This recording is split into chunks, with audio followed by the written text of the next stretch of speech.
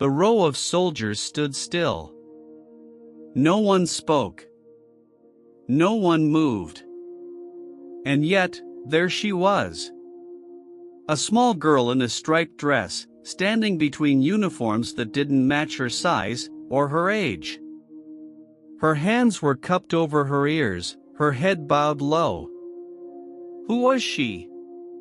Why was a child standing alone among the honored ranks? And more than that, why did the soldiers beside her seem to forget the ceremony, just for a moment, to look her way? Not all stories begin with a name. Some begin with silence. And some, with a sound that hasn't played yet. So please, listen closely. If your heart has ever stirred at a memory too quiet to speak aloud, stay with us, here at American Quiet Courage. It was Memorial Day morning. The sky over the National Cemetery hung low with mist, the kind that clings to headstones and shoes alike. Rows of folding chairs waited to be filled. Bugles gleamed under clouded light. She didn't come with anyone. She didn't follow anyone. She simply walked slowly, carefully down the path between graves, until she stopped behind the last line of soldiers. No one noticed her at first. But someone always does. A sergeant in his 60s took a small step sideways, making space without a word. The girl nodded, not out of politeness, but as if she had done this before.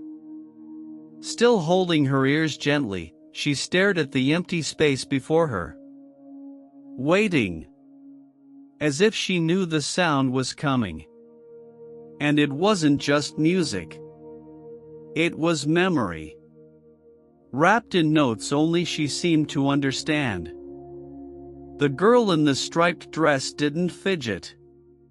She didn't look around to see who was watching. She just stood there, her small frame surrounded by broad shoulders and polished boots, like she had found her place, and had no plans to move.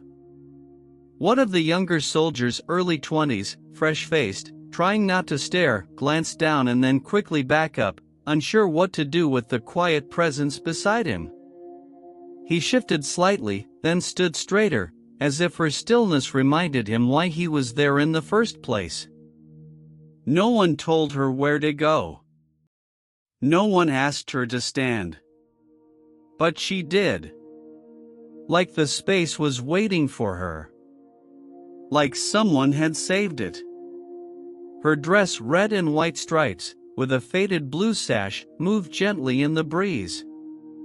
It didn't look like something chosen for a ceremony. It looked like a dress someone had picked out because it reminded them of a flag. In her left hand, tucked close to her side, was something wrapped in cloth. No one could see what it was. But she never let it go. A few feet back, an older woman placed a hand over her heart and whispered, "She must be family." The man next to her nodded, but didn't speak. Some things, you just feel. And in that quiet moment, before the first note played, the girl in the striped dress stood taller than anyone else in the field. The grass was damp beneath her shoes. She took one careful step forward, leaving the line of soldiers behind her. No one stopped her. She walked with intention, not fast, not slow, just steady, as if she had practiced each step in her mind 100 times. The girl in the striped dress reached a headstone near the center of the field. It wasn't decorated like the others. No flags. No flowers. No visitors waiting nearby. She knelt, knees pressing into the earth, and unwrapped the cloth in her hand. Inside was a medal.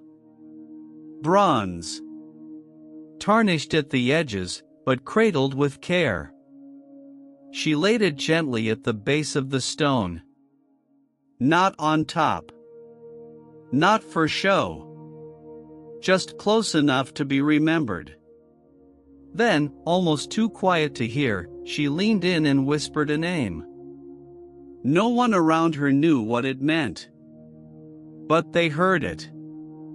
And somehow, they felt it. A man standing 10 yards back removed his hat. He didn't know her. Didn't know who the name belonged to. But he'd been to enough services to recognize the weight in a whisper. Especially from someone so small.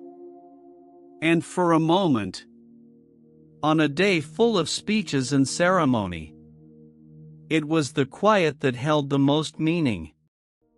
She didn't stay kneeling for long. With both hands, the girl in the striped dress brushed her skirt flat, stood up slowly, and turned to face the rows of soldiers once again. The ceremony had begun. The chaplain was speaking softly at the podium. The flag bearers had taken their mark. But all eyes began to drift toward her, without instruction, without command. She didn't speak. She didn't cry. She simply raised her right hand to her brow and held a salute. It was small, a little unsteady, the way a child might do after watching it 100 times. But it was real. The kind of gesture no one teaches, but everyone recognizes. The soldier closest to her, mid-30s, sleeves tight at the shoulders, noticed first. He blinked once, then raised his hand too. Crisp. Silent. Another followed. Then another. No bugle. No officer's call. But within seconds, an entire section of the honor guard had shifted. Shoulders squared, hands raised. Returning a salute they hadn't expected to give. She held her arms steady, eyes forward, unmoving. And in that exact stillness, amid uniforms and medals and the hum of distant traffic, something inside the formation softened. There were no photos taken. No names called out. But the moment passed through them like wind through tall grass. Respect, when it's real, doesn't need permission. It simply arrives. Quiet, certain, and impossible to ignore. As her arm dropped gently back to her side, the girl took a single step backward. Just enough to rejoin the edge of the formation. Just enough to no longer stand alone. The chaplain resumed his reading, his voice slow and steady, like rain on old wood. Most people turned forward again, but not everyone. Whispers began, quiet but unmistakable. Who is she? Someone's granddaughter, maybe? No parents around? No one dared ask her directly. No one approached. But in the second row, a woman in a navy blue cardigan leaned toward the man beside her. She was at the base last spring, she murmured. Used to sit outside the gate every afternoon. The man nodded. Said nothing. Sometimes silence is the only way to agree with what you already know. Up front, a young bugler adjusted his grip on the horn. He glanced toward her, then back at his sheet. Even he could feel it, whatever this was, it was no longer just ceremony. One soldier, mid-40s, walked quietly toward the far corner of the field. He removed a small pin from his chest and pressed it into the grass beside the headstone she had knelt before. He didn't look at the girl. Didn't say a word. Just stepped back into line like he'd never moved. No one asked for her name. Not yet. But from that moment on, She was no longer just a girl in a striped dress. She was the reason everything felt different. And nobody needed to say why. The first notes of the bagpipes came low and slow, like breath drawn through distant hills. The kind of sound that doesn't ask for your attention, it takes it. The girl didn't flinch this time. Her hands stayed at her sides. Her gaze was steady. The piper, a tall man in a dark green uniform, began his slow walk down the center path. His boots landed gently on gravel. His eyes never left the horizon. Tradition would have him circle the grounds. One pass for the fallen. One for the families. And one final turn toward the flag. But halfway through, something shifted. He paused. A beat longer than expected. Then, without announcement, he turned. Stepped off the path. And walked one measured pace at a time toward the lone grave where the medal still lay nestled in grass. No one followed. No one moved. The music didn't change, but it felt different now. Closer. Personal. Like every note had found a single listener. He stood still at the foot of that stone. Let the last lines play out to the sky. And when the sound finally faded, he gave a small, precise nod to no one and to everyone. The girl lowered her eyes. Just for a moment. As if that final tone had said what she came to hear. And all across the cemetery, the air felt lighter. Not because grief had passed, but because something had been answered. Quietly. And only once. The rifles were raised in perfect unison. 3 rows of polished barrels tilted toward the sky. The girl didn't move. She stood just outside the front row of chairs now, close enough to feel the tremor of the ground beneath her, far enough that no one would dare tell her to sit. The command came. Sharp. Familiar. 3 shots rang out across the cemetery. And still, she didn't flinch. The echoes rolled off marble and pine and bone. A few birds scattered. An elderly man in the back removed his glasses and wiped them, though they weren't fogged. But the girl remained still. No hands over her ears. No tears on her face. What she did instead was simple. Quiet. Almost missed by most. She reached down to the box beside her. Lifted the medal she had placed hours before. Held it to her chest, flat palm over metal, just once. And then she did something even quieter. She closed her eyes. For only a few seconds. Not in prayer. Not in fear. But in something deeper. As if the sound of the rifles had meant something different to her. As if she'd been waiting for it. Not dreading it. Welcoming it. And in that pause, before the flag was folded, before the names were called, before the speeches resumed, a kind of reverence settled over the field. Not the kind written into scripts or read aloud from podiums, but the kind that makes grown men stare at the ground, and women clutch their handbags just a little tighter. Her silence had changed the rhythm of the day. Not louder than the guns, but heavier. More lasting. It filled the space they left behind. And no one, not even the ones who'd fired the shots, dared speak right away.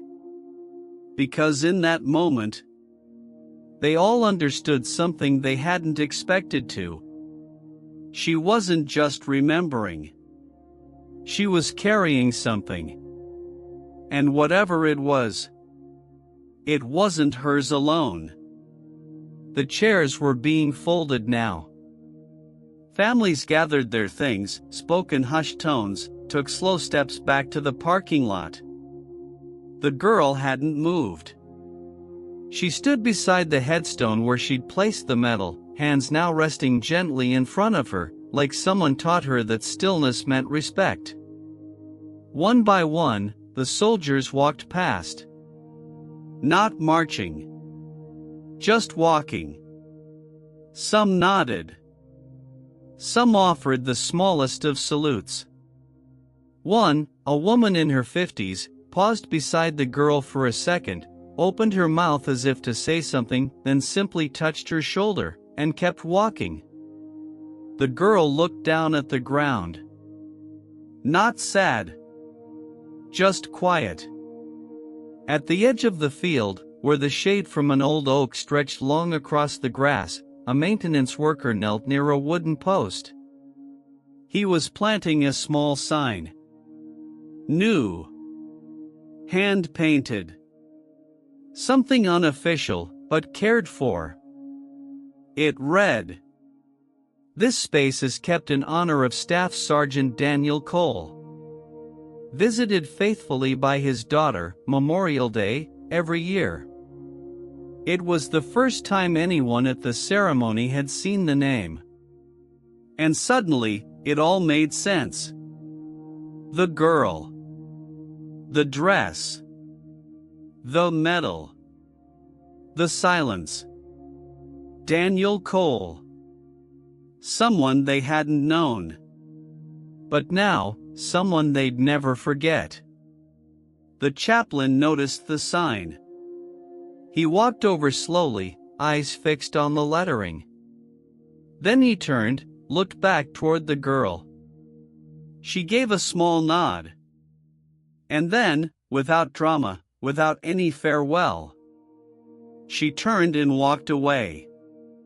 No one followed. No one called after her. They just watched. Because sometimes, you don't need to know a person to feel what they carry. And sometimes, the quietest ones leave behind the loudest echoes. That day, the guns were heard. The speeches were recorded. The flags were raised and lowered. But what stayed, what truly remained, was the image of a child in a striped dress, standing still among soldiers, carrying the kind of memory no uniform could hold. Some stories speak loudest through silence. A little girl in a striped dress never said her father's name aloud. She didn't need to. She showed it in the way she stood, in the way she listened, and in the way she carried a medal to a grave no one else had visited that morning. And the people around her, they didn't ask questions. They felt the answer. In a world filled with noise and hurry, maybe the deepest kind of honor isn't in what we say, but in what we notice. In the space we make for someone else's memory. In the quiet salute we return without being told. This Memorial Day, that little girl reminded a field of decorated soldiers, and all of us, that remembrance isn't just about ceremony. It's about presence. And presence, when it's true, doesn't ask for applause. It just asks that we stay a little longer, and remember.